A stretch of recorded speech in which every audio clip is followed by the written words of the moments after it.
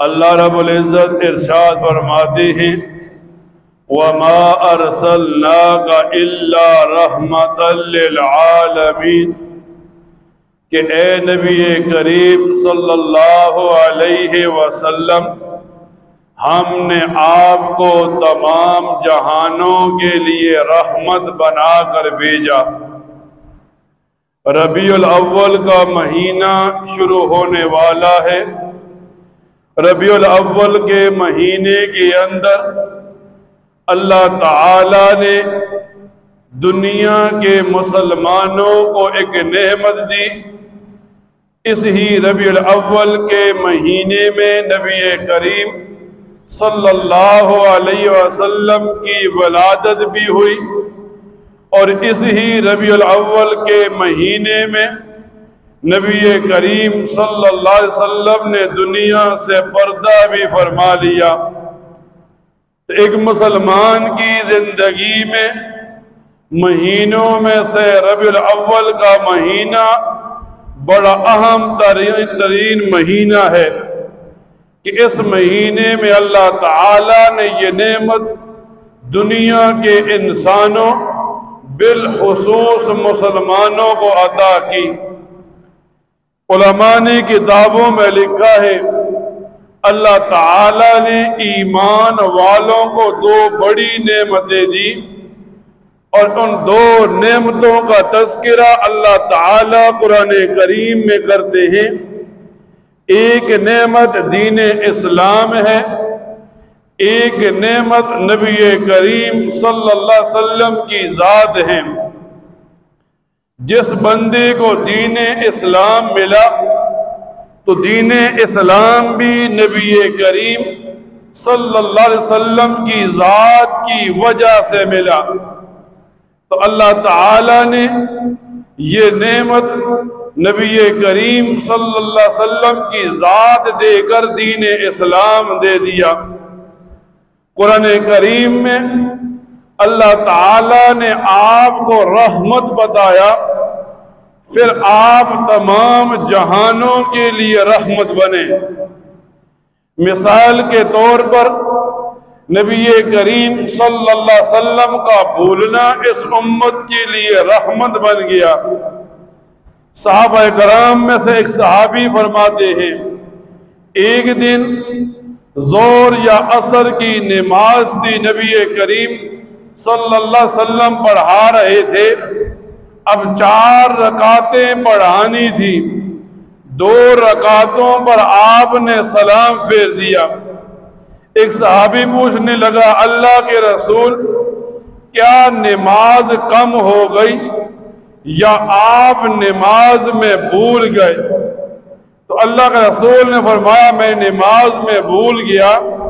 پھر آپ نے نماز مکمل کی، آخر میں سجدہ سہو کیا۔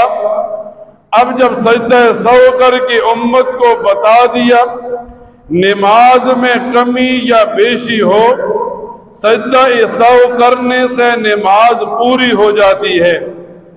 تو علماء مفسرین لکھتے ہیں نبی کریم صلی اللہ علیہ وسلم کا بھولنا امت کے لیے رحمت بنا کہ آپ نماز میں بھولے اور امت کو سجدہ سہو کی نعمت مل گئی۔ یوں آتا ہے کتابوں کے اندر ایک دن نبی کریم صلی اللہ علیہ وسلم اپنے صحابہ کے ساتھ لشکر کے ساتھ واپس آ رہے تھے، اور واپس آتے ہوئے آپ ایک جگہ پڑاؤ ڈالا سو گئے۔ صبح کی نماز کا وقت گزر گیا، پھر سورج طلوع ہونے کا وقت ہوا تو آپ بیدار ہوئے، صحابہ کرام بیدار ہوئے۔ اب صحابی پوچھتے ہیں اللہ کے رسول صبح کی نماز کا کیا معاملہ ہے؟ تو آپ نے صحابہ کو قضا نماز پڑھائی۔ تو اب جب صحابہ نے قضا نماز پڑھی تو امت کو تعلیم دے دی گئی کہ نبی کریم صلی اللہ علیہ وسلم کا سونا اس امت کے لیے رحمت بنا کہ اس امت کو قضا نماز کی نعمت مل گئی۔ پھر آتا ہے کتابوں کے اندر نبی کریم صلی اللہ علیہ وسلم اس دنیا کے اندر جتنی بھی مائیں ہیں ساری ماؤں کے لیے آپ رحمت بنے۔ یوں آتا ہے حدیث کی کتابوں میں نبی کریم صلی اللہ علیہ وسلم نے فرمایا الجنت تحت اقدام الامہات، کہ جنت ماں کے پاؤں کے نیچے ہے۔ جس ماں نے تجھے پیدا کیا اس ماں کا تیرے اوپر حق لازم ہو جاتا ہے۔ ایک صحابی آیا، اللہ کے رسول دنیا میں سب سے زیادہ حق کس کا میرے اوپر ہے؟ تو نبی کریم صلی اللہ علیہ وسلم نے فرمایا تیری ماں کا۔ پھر اس صحابی نے سوال کیا، پھر آپ نے فرمایا تیری ماں کا حق زیادہ ہے۔ پھر صحابی نے سوال کیا، پھر آپ نے فرمایا تیری ماں کا حق زیادہ ہے۔ چوتھی بار آئی تو آپ نے فرمایا تیرے باپ کا حق ہے۔ یعنی جس ماں نے مشقتیں اٹھا اٹھا کر پیدا کیا، پھر مشقتیں اٹھا اٹھا کر اس کی پرورش کر دی، اس ماں کے پاؤں کے نیچے اللہ تعالیٰ نے جنت رکھ دی۔ پھر یوں آتا ہے کتابوں میں نبی کریم صلی اللہ علیہ وسلم دنیا کی ساری بیٹیوں کے لیے رحمت بنے۔ تاریخ کی کتابوں میں یہ آتا ہے جب تک دین اسلام نہیں آیا تھا، جب تک نبی کریم صلی اللہ علیہ وسلم مبعوث نہیں ہوئے تھے، کفار قریش کے گھروں میں بیٹی پیدا ہوتی تو وہ بڑے پریشان ہوتے، بیٹی جوان ہوگی بدنامی کا سبب بنے گی، میرا کوئی داماد بنے گا۔ اب وہ ان چیزوں کو برا سمجھتے تو وہ اس بیٹی کو زندہ زمین میں دفن کر دیتے کہ کل ہی کی بدنامی میرے گلے میں نہ پڑے۔ جب نبی کریم صلی اللہ علیہ وسلم دنیا میں مبعوث ہوئے، آپ نے یوں ارشاد فرمایا جس آدمی کی 2 یا 1 بیٹی پیدا ہو اور وہ اس کی اچھی پرورش کرے، پھر اس کی شادی کرا دے، قیامت کے دن میں اور وہ دونوں جنت میں اکٹھے ہوں گے۔ یعنی دین اسلام نے یہ بتا دیا کہ نبی کریم صلی اللہ علیہ وسلم بیٹیوں کے لیے بھی رحمت ہے۔ پھر آتا ہے کتابوں میں اللہ کے رسول نے یوں بتا دیا، کتاب والا کہتا ہے آپ بچوں کے لیے بھی رحمت بنے، آپ بوڑھوں کے لیے بھی رحمت بنے، کہ نبی کریم صلی اللہ علیہ وسلم نے فرمایا جو ہمارے بچوں پر شفقت نہیں کرتا، جو ہمارے بڑوں کا اکرام نہیں کرتا، وہ ہم میں سے نہیں۔ آج دنیا کے اندر ایسا وبال چل پڑا، آج دنیا کے اندر ایسے نوجوان پرورش پانے لگی جنہیں نہ چھوٹے کے ساتھ شفقت کا معاملہ یاد ہوتا ہے، جنہیں نہ بڑے کے ساتھ عزت و اکرام کا معاملہ یاد ہوتا ہے۔ یہاں تک کہ باہر کی بات تو چھوڑ دو، آج تو گھر میں ماں اور باپ بھی نوجوان اولاد سے پریشان ہے۔ یہاں تک کہ جب بیٹا جوان ہو جاتا ہے وہ باپ کو بھی مشورہ دیتا ہے، باپ کو بھی حکم دیتا ہے۔ یہ ہماری اپنی کم فہمی ہے، یہ ہماری اپنی تربیت سے دوری ہے۔ ہم نے بیٹے کو دنیا تو سکھا دی، ہم نے بیٹے کو دین نہیں سکھایا۔ اگر ہم نے اپنی اولاد کو دین سکھایا ہوتا تو پھر اولاد کو پتہ ہوتا بڑا کون ہے چھوٹا کون ہے، پھر اولاد کو پتہ ہوتا کس کے ساتھ کس طرح پیش آنا ہے۔ لیکن جب دین سے دور کر دیا، تربیت سے دور ہو گیا، تو نہ باہر کسی کے ساتھ تمیز ہوتی ہے، نہ گھر میں کسی کے ساتھ تمیز ہوتی ہے۔ پھر نبی کریم صلی اللہ علیہ وسلم نے فرمایا، یوں علماء لکھتے ہیں آپ علماء کے لیے رحمت ہیں۔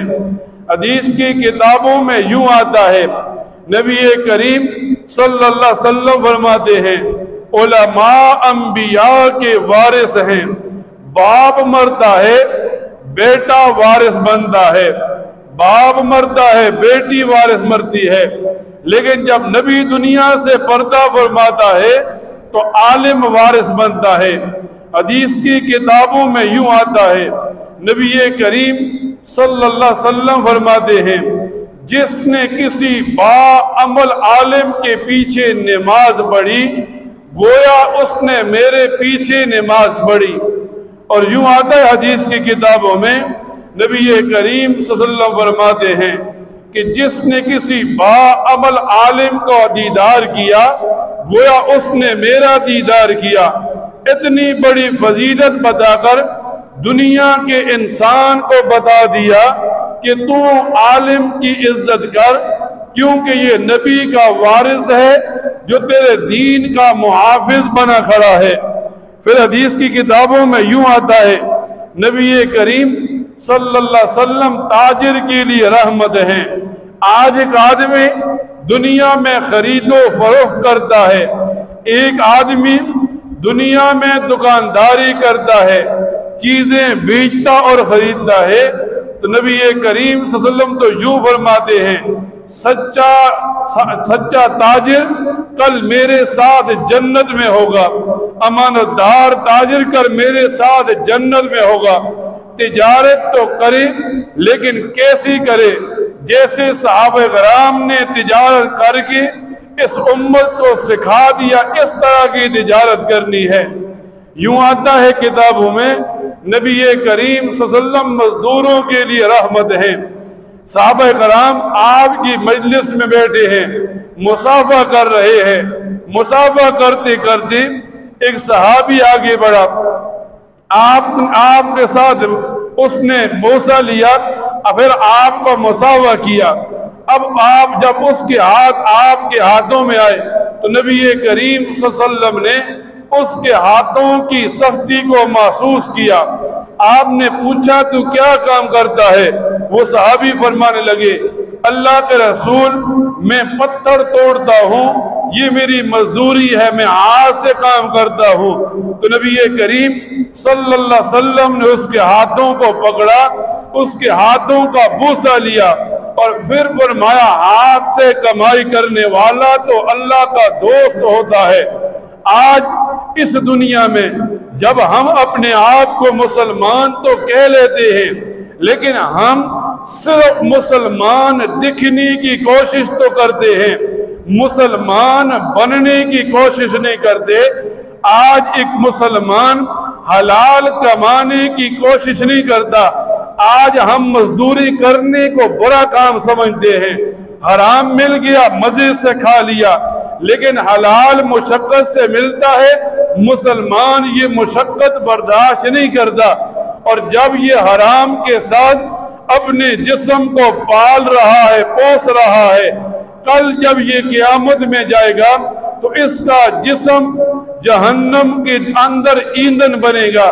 تو ایک مسلمان کو بتایا گیا کہ آج ایک مسلمان جب نبی کریم صلی اللہ علیہ وسلم کا امتی ہے، جب وہ نبی کریم صلی اللہ علیہ وسلم کو رحمت سمجھتا ہے تو وہ مسلمان آپ کے تذکرے کرے، آپ کے ساتھ محبت کرے۔ جب یہ ربیع الاول کا مہینہ شروع ہو تو اس ربیع الاول کے مہینے میں ایک مسلمان کم از کم یہ تو کرے، روزانہ 5 وقت کی نماز پڑھتا ہے، 100 مرتبہ درود شریف پڑھے، تاکہ اس کی محبت نبی کریم صلی اللہ علیہ وسلم کے ساتھ ہو۔ اس وجہ سے آج ہم درود پڑھیں گے، آج ہم محبت کریں گے، کل قیامت کا دن ہوگا، اللہ کے رسول شفاعت کریں گے، سفارش کریں گے، جنت میں لے جائیں گے۔ آج کل دنیا میں ایک قاعدہ ہے، ہمارے اندر مسلمان، بعض مسلمانوں کا ایسا ذہن بن جاتا ہے، مثال کے طور پر جو لوگ باہر ممالک میں رہتے ہیں، باہر ممالک کو جاتے ہیں، جب وہ واپس آتے ہیں تو ایک ذہن ہوتا ہے او جی باہر کا جو کافر ہے یہاں کے مسلمان سے اچھا ہے، یہ مسلمان کی زبان پر آتا ہے، اور بار بار یہ کلمہ ایک مسلمان کی زبان سے آتا ہے۔ انگلینڈ کا، امریکہ کا، ہانگ کانگ کا کافر پاکستان کے مسلمان سے اچھا ہے، یہ میرا مسلمان کہتا ہے۔ جس نے نبی کا کلمہ پڑھ لیا اب دنیا سے چلا گیا، گنہگار تھا۔ یوں آتا ہے حدیث کی کتابوں میں، نبی کریم صلی اللہ علیہ وسلم فرماتے ہیں لوگ پل صراط سے گزرے گی، نیک گزر جائے گا، کافر گنہگار جہنم میں گر جائے گا۔ پھر نبی کریم صلی اللہ علیہ وسلم فرماتے ہیں جب مسلمان اور کافر جہنم میں اکٹھے ہوں گے تو کافر تانا مارے گا مسلمان کو، اور تم تو اللہ کو ماننے والے تھے، تم نے تو نبی کریم صلی اللہ علیہ وسلم کا کلمہ پڑھا تھا، پھر تم آج ہمارے ساتھ اس جہنم میں کیوں جل رہے ہو؟ فرماتے ہیں اللہ تعالیٰ جبرائیل امین کو بھیجے گا، مسلمان کہیں گے جا کر ہمارے نبی سے ہماری سفارش کر۔ جب یہ بات نبی کریم صلی اللہ علیہ وسلم کے سامنے آئے گی، اللہ کے رسول اللہ تعالیٰ کے سامنے سجدہ کریں گے، تو اللہ تعالیٰ ان گنہگار مسلمانوں کو، نام کے مسلمانوں کو جہنم سے نکال کر جنت میں ڈال دیں گے۔ تو ایک مسلمان کو پتہ ہونا چاہیے، نام کا مسلمان ایک تو وہ مسلمان ہے جو شریعت پر چلتا ہے، نمازیں پڑھتا ہے، زکاتیں دیتا ہے، ساری شریعت کے احکام مانتا ہے، یہ کام کا مسلمان تو بہتر ہے ہی۔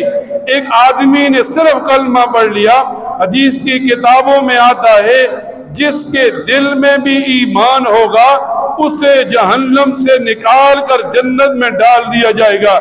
جب ہم نے نبی کریم صلی اللہ علیہ وسلم کو رحمت مانا تو ہمارا عقیدہ ہو کہ کام کا مسلمان تو کامیاب ہے ہی، نام کا مسلمان بھی ساری دنیا کے گورے مل جائیں، ساری دنیا کے کافر مل جائیں، سب جتنے ہیں مل جائیں، مسلمان کے جوتی کے برابر بھی نہیں ہو سکتے۔